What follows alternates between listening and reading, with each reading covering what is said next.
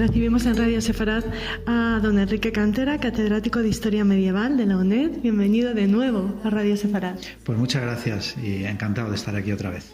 Enrique ha sido uno de los ponentes de estas 10º jornadas sefardíes de La Rioja. En concreto ha hablado de la vida cotidiana de los judíos en La Rioja medieval.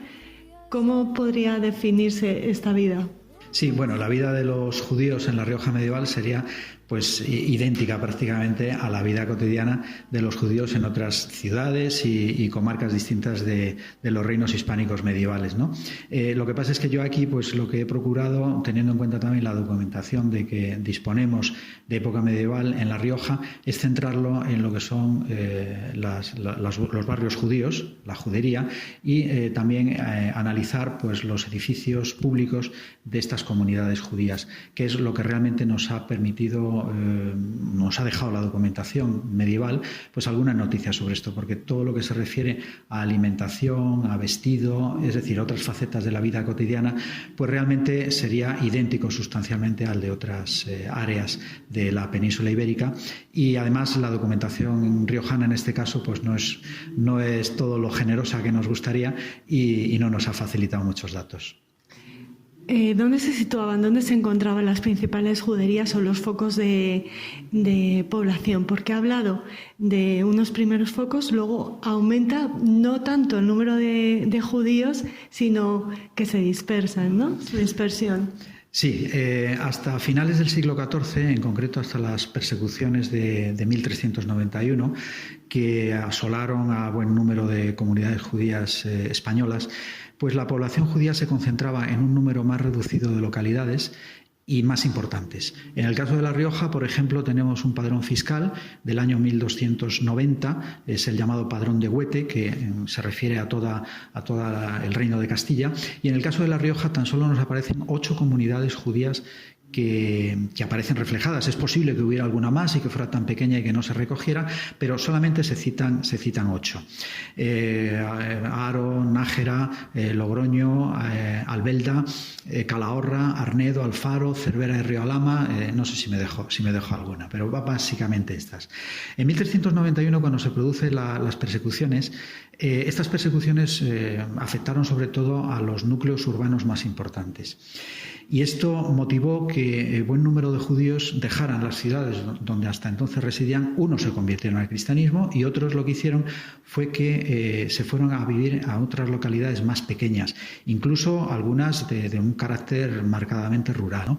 Y entonces, en el caso de La Rioja, a finales del siglo XV tenemos constatadas más de 40 localidades que contaban con la presencia de una comunidad judía, por pequeña que ésta fuera, ¿no? Es decir, se pasó de 8 que había a finales del siglo XIII a más de 40 a finales del siglo XV. Esto no quiere decir, como decía en la conferencia, que el número de judíos se multiplicara, no, sino que el número de judíos probablemente se redujo con relación a finales del siglo XIV, porque algunos es posible que se convirtieran al cristianismo por el temor que había causado la persecución.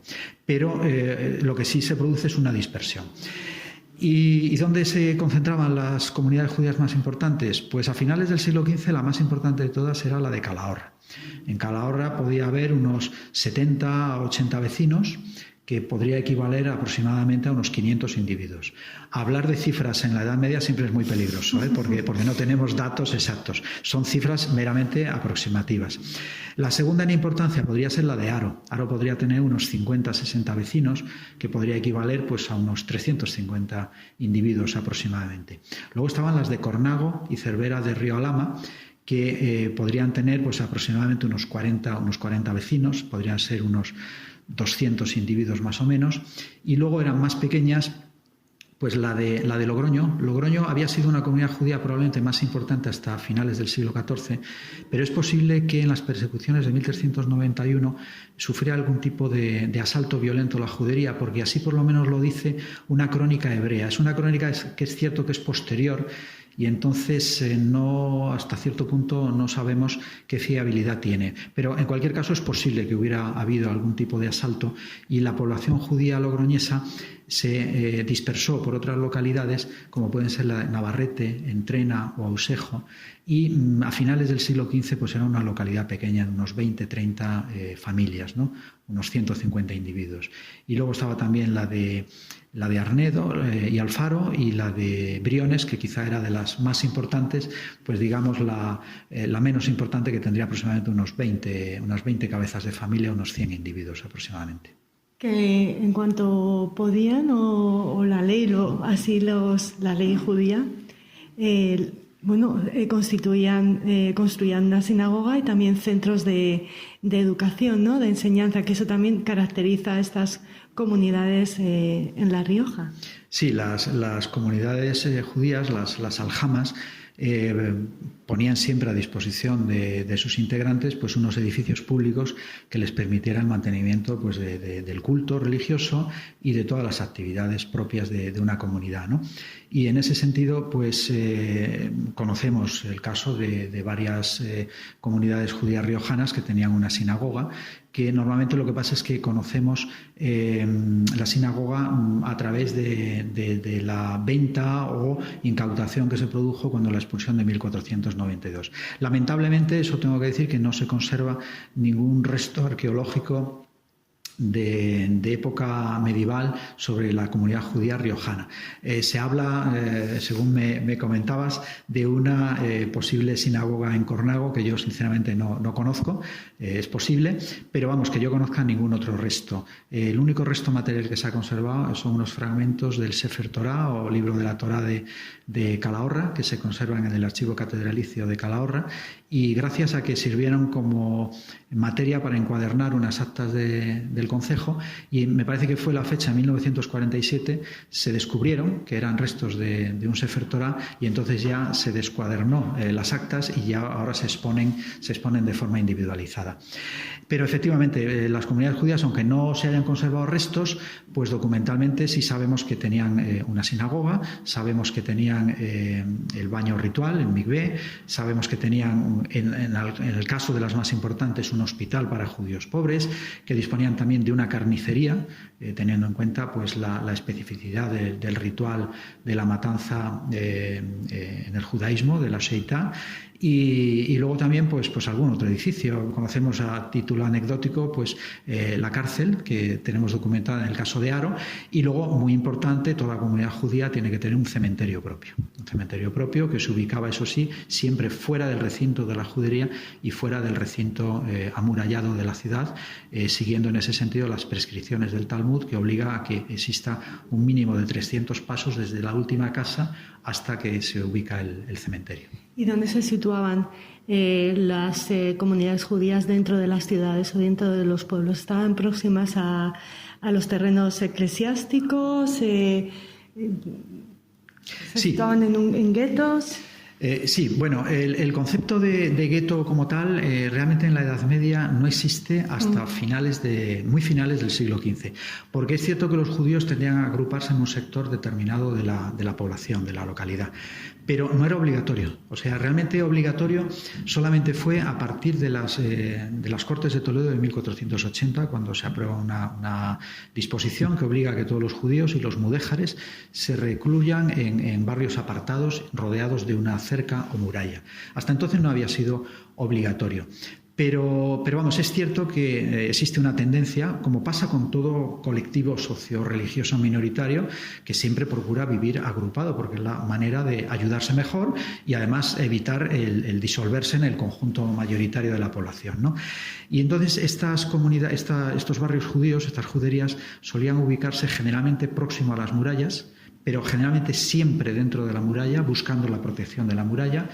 Cuando existía un castillo o fortaleza en la ciudad, en la proximidad del castillo o fortaleza, y si no existía, pues muchas veces buscando la proximidad de la iglesia catedral o de la iglesia mayor, siempre buscando un poco la protección de la autoridad eclesiástica, de la autoridad civil, en fin, eran en los que podían encontrar una protección frente a un ataque o un asalto, ¿no?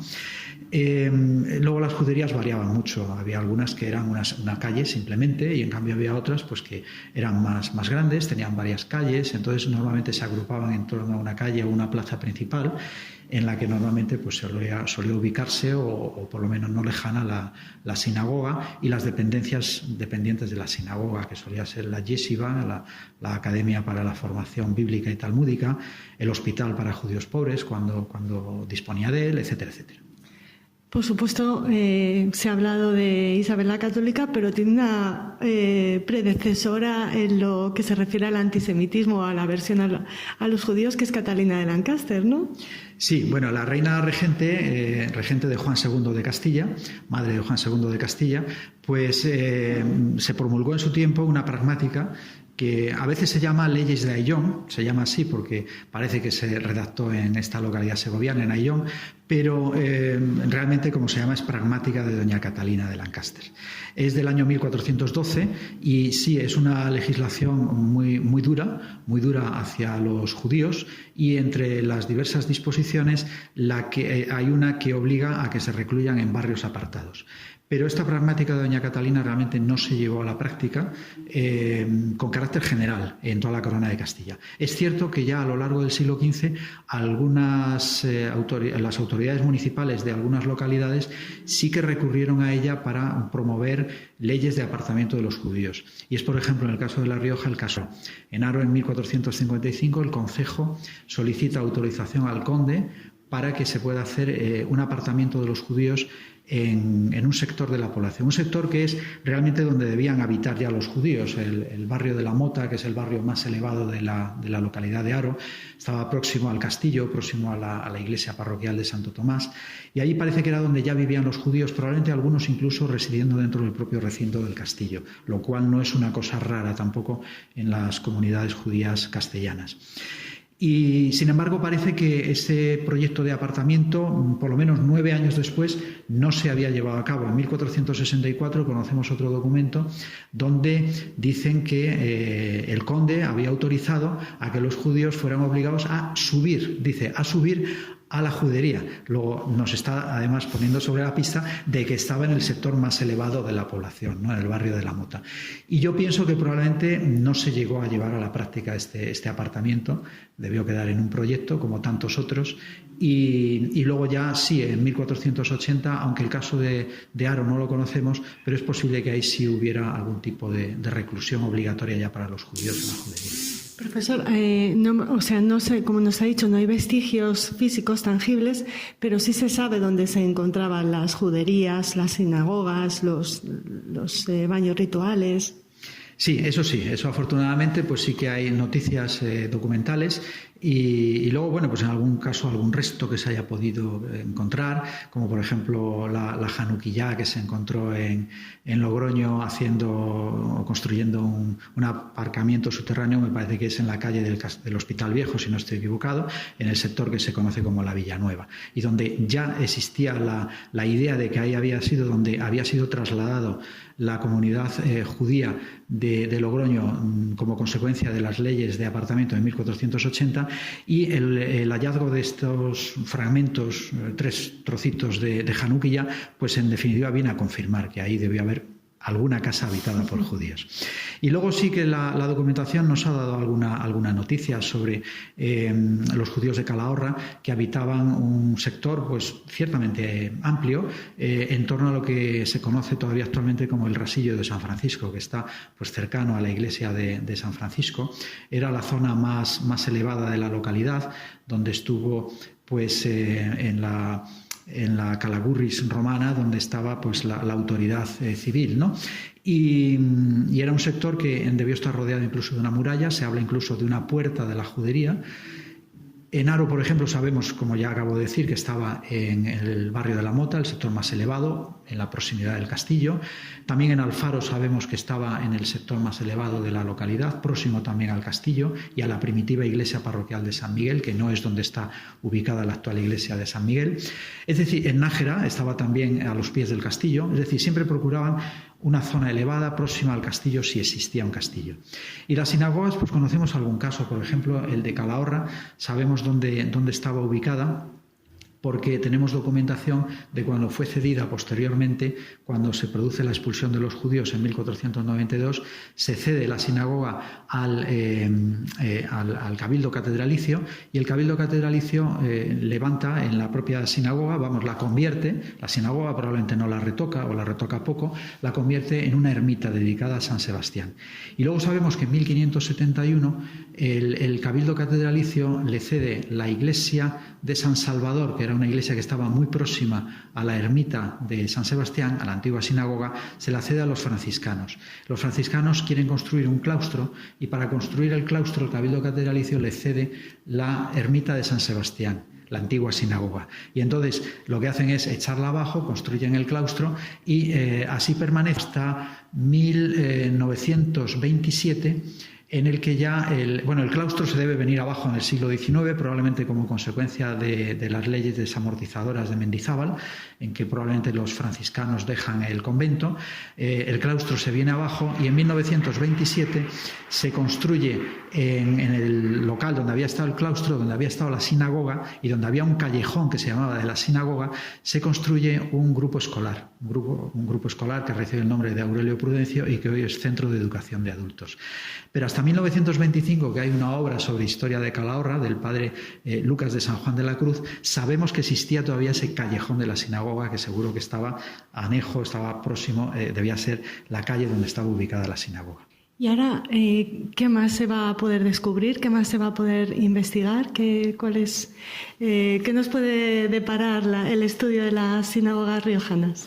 De las comunidades judías riojanas. Bueno, pues hay dos facetas. Una sería la faceta arqueológica, que la verdad que es una pena que no se hagan prospecciones y excavaciones arqueológicas en espacios que existe la posibilidad, más o menos cierta, pero posibilidad de que ahí hubiera estado ubicada la judería, o hubiera estado ubicada la sinagoga, o incluso el cementerio judío, ¿no? Ahora me hablaban de la posibilidad del cementerio judío. Casimiro Somalo me hablaba de la posibilidad de que el cementerio judío de Nájera esté ubicado en un sector también de la colina del castillo, y que es una ubicación pues muy, muy probable, ¿no? Pero la lástima, me decía, pues que no haya ninguna iniciativa para llevar a cabo pues una prospección arqueológica, ¿no? En las ciudades, pues hombre, en las ciudades es muy difícil, porque claro, hacer una excavación arqueológica en una ciudad habitada, eso tiene problemas muy serios, porque claro, son muchos intereses económicos, entre otros, y es muy complicado. Es cuando es un espacio que no haya estado habitado, o puede suceder el caso de que se haga una prospección con una finalidad de construir un aparcamiento subterráneo, como fue el caso de Logroño, o que se echa abajo una casa vieja y se va a levantar otra casa, y normalmente cuando es un espacio histórico pues suele existir obligación de hacer una prospección arqueológica por ver si se encuentra algo, que normalmente ahora ya los acuerdos a los que se ha llegado para no perjudicar intereses económicos es rescatar lo que se puede encontrar allí, salvo que sea algo de tal valor que impida que allí se construya. Normalmente se rescata lo que hay, se documenta lo mejor posible y luego se deja que se haga el edificio. Es la manera de evitar que precisamente se hagan tropelías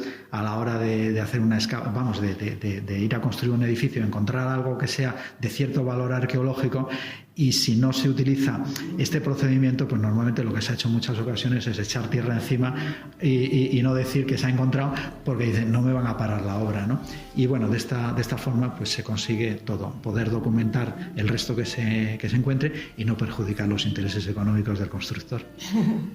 Muchísimas gracias, profesor, y esperamos poder seguir hablando de las juderías riojanas muy pronto aquí en Radio Sefarad. Pues muchas gracias. Y otros temas. Cuando queráis, a vuestra disposición, con mucho gusto.